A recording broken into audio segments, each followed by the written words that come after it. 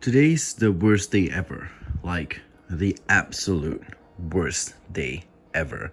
As it is, it's already bad when one tarantula dies. Today, when I came into the animal room, I noticed two. Yes, two dead tarantulas. So, let me show you the first one.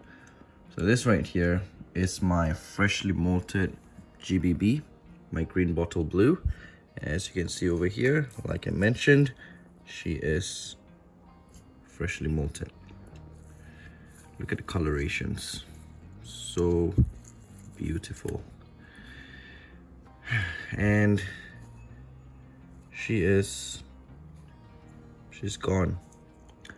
So I've had this girl as a tiny sling since 2016. So you do the math. Yeah, a very sad day indeed. We actually tried pairing her once, but there was a fail. She did not want to pair. And yeah, as you can see, her fangs, they're still very orange, which shows that she is freshly molted. Now her abdomen is a very healthy size. It's not too small. It's not. Usually after they molt, their abdomen will be a little bit smaller than it has to be. So usually after 2 weeks we feed them and they will pump up their abdomen.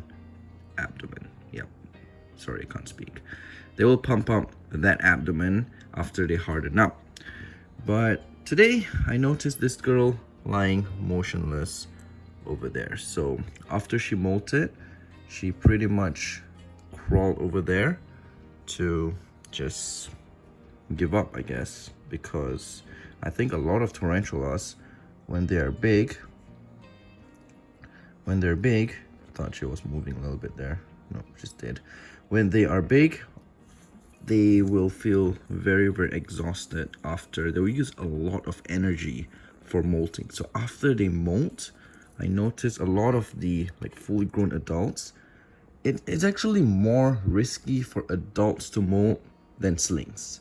So yeah, oftentimes I get a wait a minute, I think I know why she died when I picked her up like this. Oh my gosh. But yeah, like I was saying, it is actually true that it is, I would say, more stressful for an adult tarantula. That's my other GBB. Why is a random roach here? Still alive though. It's moving. But yeah, it is more risky for an adult tarantula to molt as compared to slings to molt. They take longer to molt. But yeah, this is, I think, why she died. A stuck carapace. Look at that. Look at that. Her under here, it's like, how can I say? Let me pick her up and you guys can see properly. Oh my gosh. Now I know why she died. It was a stuck molt. No. No. But yeah, as you can see, under, you see this carapace, usually when tarantulas are alive, yeah, their carapace are like a very gradual curve, like a slight curve. But now that I notice, when I look under here, the carapace is like flat. You see there's an indent. Do you guys know why? Let me know in the comments below. But yeah, that is the, I guess that's the reason why this one passed away. Okay. We will preserve her later. I actually need to go and get more alcohol. So yeah, let's see this one. This tarantula didn't want to eat. This is my other GBB. But yeah, stuck molts, they do happen, and they're essentially, they're pretty much fatal. So there's a male dubia over here. Told you it's still alive. And since this tarantula doesn't want to eat, we will toss it into this tarantula over here, which molted about 2+ weeks ago. So let's see, it's my Cantuscuria geniculata. Let's drop the roach in and let her feast. There we go. Enjoy that, girl. Oh, Okay, so let's show you the other tarantula that passed away. I really hope it's not a stuck mold as well, because if it is, you know, stuck molds, oftentimes it happens. Ooh, this one's actually moving, my Histocrates gigas. But yeah, stuck molds, oftentimes they happen to the adults. Yes, it does happen to slings as well, but most of the time I notice it's on the adults. So this right here is my female Harpactira pulchripes, the golden blue-legged baboon. This one also freshly molted, as you can see the fangs, but this one does not show any signs of a stuck molt. I think this one just died like after the molt for some reason. Maybe it's the reason that I gave you guys, that it's really stressful for them and it's really a lot of work for them to molt.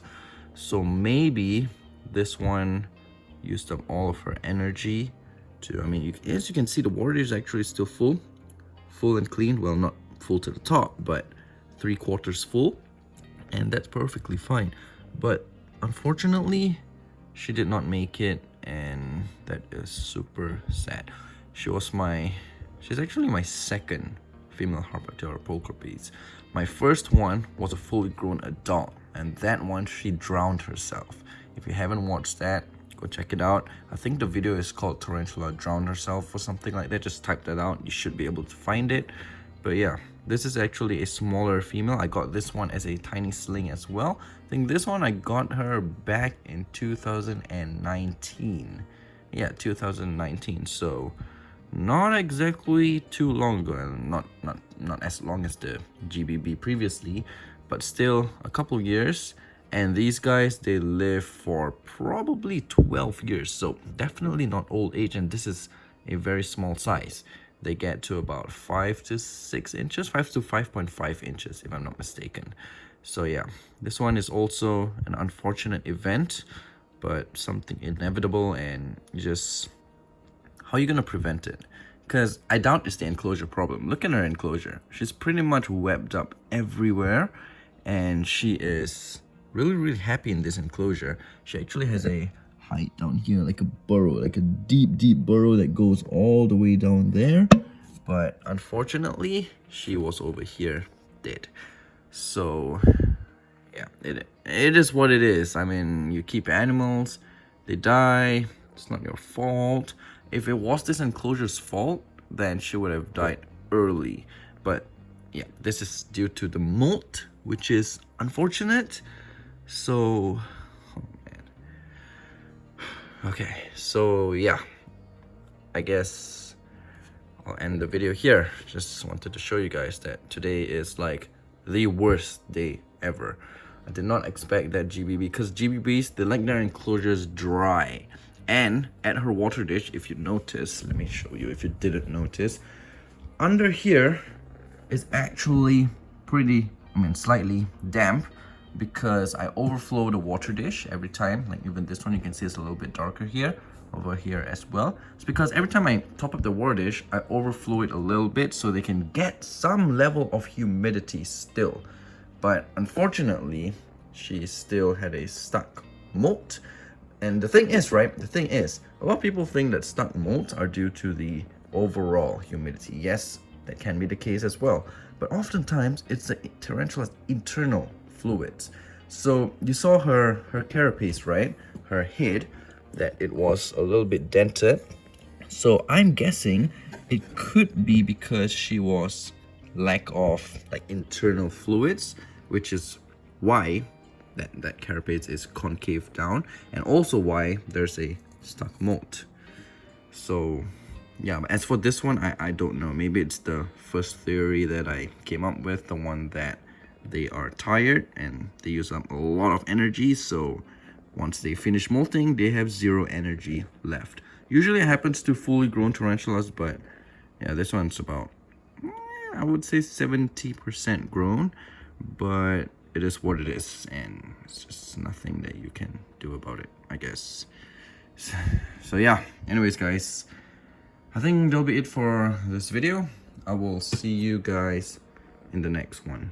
Take care, stay safe, and have a good one. So my Chromatopelma species green here, she's a fully grown adult. She's about to molt. Fingers crossed that she does it successfully.